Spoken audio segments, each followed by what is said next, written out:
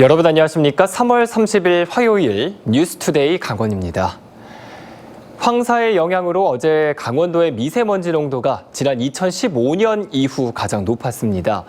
상황이 이럼에도 불구하고 일부 학교에서는 야외 체육 수업을 강행했는데요. 교육당국이 미세먼지 대응 지침까지 세웠는데 정작 현장에서는 지켜지지 않고 있었습니다. 김상훈 기자가 취재했습니다. 미세먼지 경보가 내려진 오전 11시쯤 춘천의 한 중학교 운동장에서 학생 10명가량이 축구공을 가지고 뛰어놉니다. 점심시간 이후에는 학생들이 농구를 즐깁니다. 아예 마스크를 벗은 학생도 있습니다. 이 학생들을 제지하는 사람은 없었습니다. 오후 2시쯤 춘천의 한 고등학교. 이곳에서는 단체로 체육복을 입은 학생 수십 명이 모두 나와 아예 야외에서 체육 수업이 진행됐습니다. 미세먼지 농도는 여전히 매우 나쁜 상황이었습니다. 황사와 미세먼지가 심할 때는 외출을 자제하는 것이 상책. 교육당국의 대기오염 대응 매뉴얼에도 미세먼지 경보와 주의보 상황에서는 실외 수업을 단축 또는 금지하고 실내 수업으로 대체하라고 되어 있지만 지켜지지 않은 겁니다. 학부모들은 학교와 선생님마다 대응 방식이 제각각이라고 말합니다. 학교장 재량으로 그냥 나가는 경우도 있고 선생님들의 또 의지에 따라 또 달라요. 이게 학교마다 사실 다 다르더라고요. 저희가 보니까.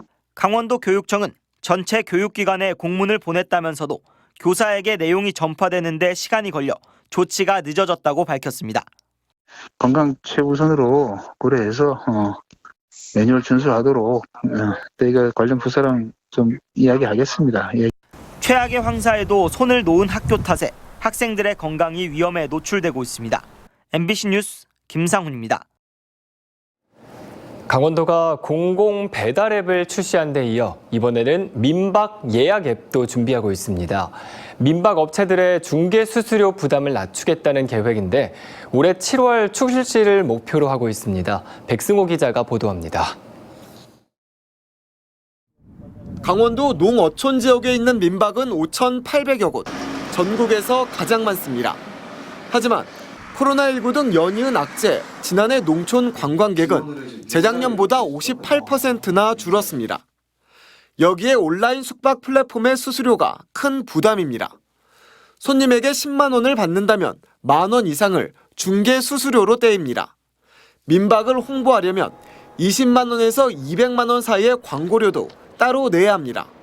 지금 민박 하시는 분들이 거의 그거를 문을 이렇게 닫아놓고 일용직으로 나가서 일하시는 분들도 아마 한 30~40%가 그 정도 됩니다. 중개 수수료라도 줄여보자며 강원도 등이 민박 예약 앱 개발에 나섰습니다. 광고비와 입점비가 없고 중개 수수료는 3% 정도입니다. 강원도 공공 배달 앱을 개발한 업체가 민박 예약 앱 개발에도 나섰습니다. 민박에서 받은 수수료는 24시간 콜센터 운영 등에 쓰일 예정입니다. 올해 7월 출시를 목표로 하고 있습니다. 1단시켜와 더 강원직과 같이 연결해서 통합적으로 지역의 경제를 활성화시킬 수 있는 그런 효과가 있는 걸로 판단하고 있습니다. 강원도는 민박 농가가 수수료 부담을 덜면 연간 최대 107억 원의 소득을 더 얻을 수 있을 것으로 전망합니다. 또 7월에 앱이 출시되면 접경 지역 민박을 이용하는 고객에게 최대 70%의 할인 혜택을 준비하고 있습니다. 강원도가 잇따라 내놓은 공공 앱이 온라인 공용 플랫폼들 사이에서 얼마나 성과를 낼 수 있을지 관심이 모아지고 있습니다. MBC 뉴스 백소입니다. 지난달 정선 가리왕산 복원을 위한 민관협의회가 1년여 만에 다시 가동됐습니다. 그런데 불과 한 달 만에 논의가 다시 꼬이면서 협의회가 열리지 못하고 있는데요. 조규환 기자의 보도입니다. 지난달 26일 서울에서 가리왕산 합리적 복원을 위한 13차 민관협의회가 열렸습니다. 지난해 1월 이후 곤돌라 시설 존치 여부를 둘러싼 의견 대립과 코로나19 확산으로 협의회 운영이 중단된 지 14개월 만이었습니다. 여전히 참여 기관 간의 의견 차이는 있었지만 협의회가 다시 가동되면서 해결의 실마리는 보이는 듯 했습니다. 특히 주민들이 곤돌라 시설을 3년간 시범 운영하고 나서 그 성과를 검증해 최종 결론을 내자고 제안하면서 기대감은 더 컸습니다. 협의회는 당초 3월 둘째 주쯤 다시 모이기로 했지만 한 달이 넘도록 회의 일정을 정하지 못하고 있습니다. 이번엔 곤돌라 시범 운영에 따른 준비 기간을 두고 정부와 주민 측 간의 의견차가 생겼기 때문입니다. 주민들은 전망대와 편의시설을 먼저 설치하고 곤돌라 시설을 3년간 운영하자는 입장인데 정부는 이런 요구에 난색을 보이고 있습니다. 시간을 더 끌지 말고 곤돌라 시설은 준비 기간을 합쳐 딱 3년만 운영해야 한다는 것입니다. 설계나 용역을 하자면은 빨라도 1년, 최소한도 1년 반의 정도 시간 소요합니다. 근데 저들이 승낙하는 시점에서 3년을 계산한다 그러면은 저들은 이거 운영해보지도 못하고 끝이 나기 때문에 수용을 할 수가 없습니다. 정성군과 주민들은 30억 원 정도로 추산되는 소요 비용도 자체 부담하겠다며 배수진을 치고 있습니다. 이에 대해 정부와 민간협의회는 아직까지 공식적인 입장을 내놓지 않고 있습니다.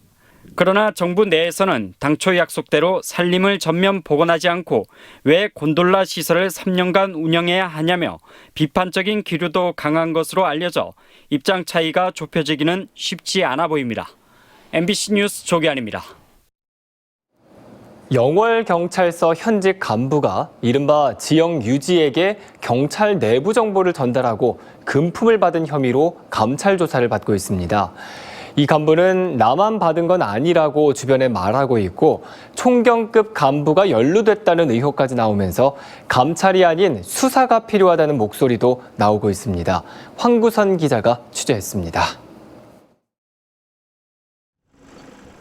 강원경찰청이 영월경찰서 간부급 직원들에 대한 감찰에 착수했습니다.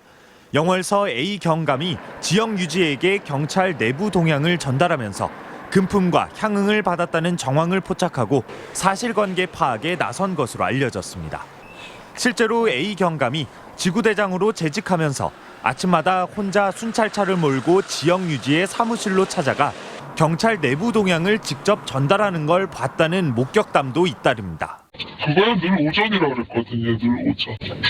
본인 차도 타고 순찰차도 타고. A 경감은 평소에도 자신뿐 아니라 다른 영월경찰서 간부들도 해당 유지에 돈을 받아왔다는 취지의 말을 해왔습니다. A 경감은 사실 확인을 요청하는 취재진의 질문에 답하지 않고 소송하겠다는 문자만을 보내왔습니다. 해당 유지와 친분 관계를 유지하며 접대를 받았다는 의혹에는 영월서 전 현직 간부 여러 명이 포함된 걸로 알려졌습니다. 특히 2명 이상의 총경급 간부가 연루됐다는 의혹까지 제기되고 있어 강원청 차원의 감찰이 아니라 최근 출범한 경찰청 국가수사본부가 수사를 해야 하는 것 아니냐는 목소리가 경찰 내부에서도 나오고 있습니다. MBC 뉴스 황구선입니다. 강원도에 적용되는 사회적 거리두기 1.5단계와 5인 이상 사적 모임 금지 조치가 다음 달 11일까지 2주 연장됩니다. 중앙재난안전대책본부는 방역조치 추가 연장과 함께 다음 달 4일까지 계도 기간을 거친 뒤 새로운 기본 방역수칙을 본격 시행합니다. 새 방역수칙에 따라 다중이용시설에 들어갈 때 관행적으로 대표자 1명만 작성했던 출입 명부를 이제는 모두 작성해야 하고 스포츠 경기장이나 도서관 등 21개 업종에서는 기본적으로 음식 섭취가 불가능합니다.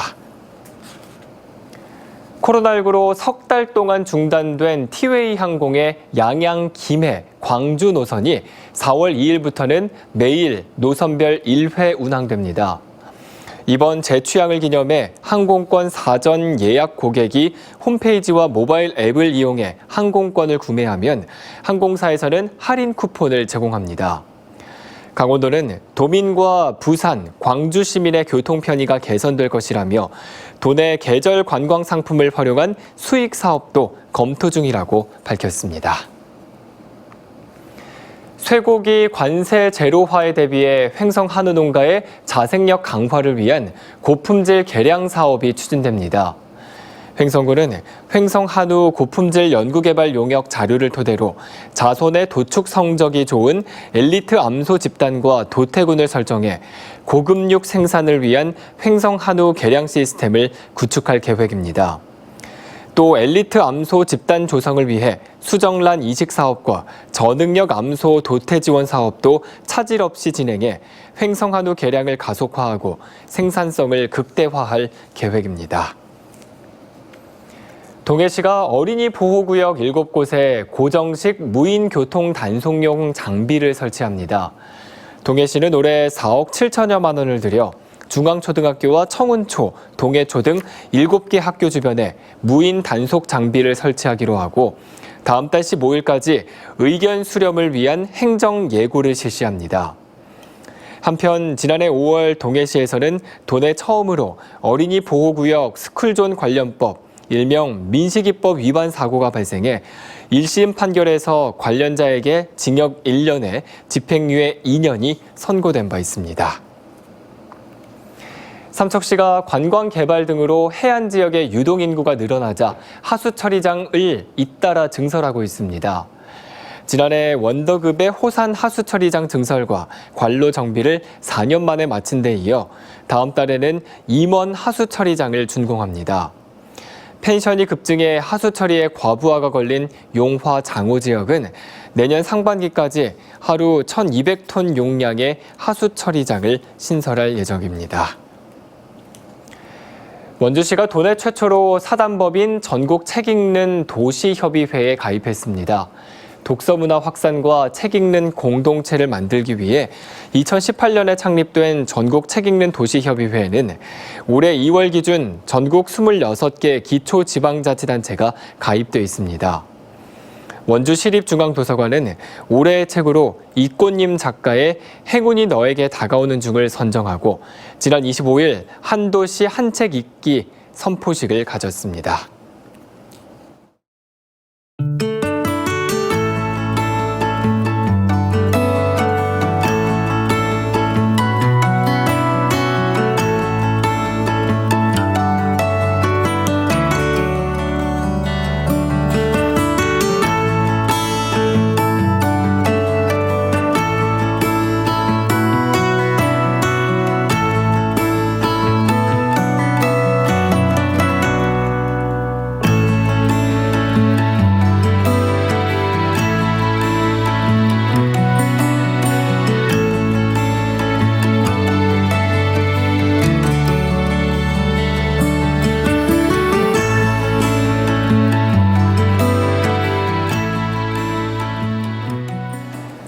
강원도가 2021년 기본형 공익직불금 신청을 오는 4월 1일부터 5월 31일까지 농지가 있는 읍면동 사무소에서 접수합니다. 공익직불제는 농업활동을 통해 환경 보전과 농촌 공동체 유지, 먹거리 안전 등 공익기능이 향상되도록 농업인에게 보조금을 지원하는 제도입니다.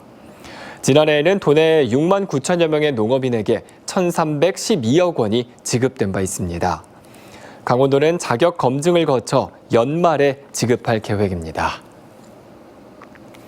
조인목 양구군수에 대한 주민 소환 투표가 사실상 종결 처리될 전망입니다. 양구군 선거관리위원회는 양구 청년경제인연합회가 주민 소환 동의 서명서를 법정 기한인 3월 27일까지 제출하지 않아 종결 또는 각하 처리할 계획입니다. 양구 청년경제인연합회는 선관위로부터 주민소환투표 청구인 대표자 증명서를 교부받아 양구 유권자 15%의 서명을 받았지만 지난 27일 새벽 도난당했다고 신고했습니다. 이에 따라 양구경찰서가 CCTV를 분석하는 등 서명부 도난 사건에 대한 수사에 나섰습니다.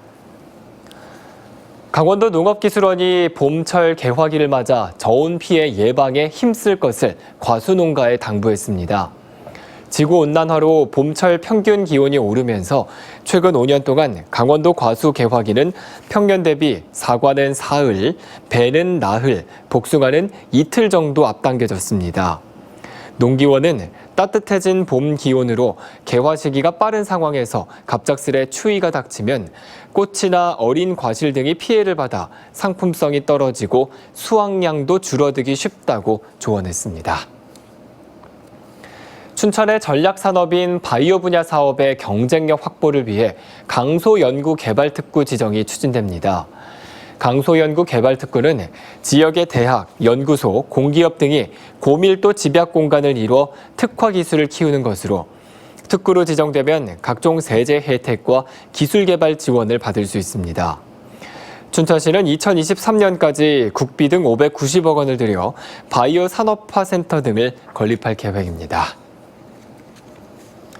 이상으로 뉴스투데이 강원을 마칩니다. 시청해주신 여러분 고맙습니다.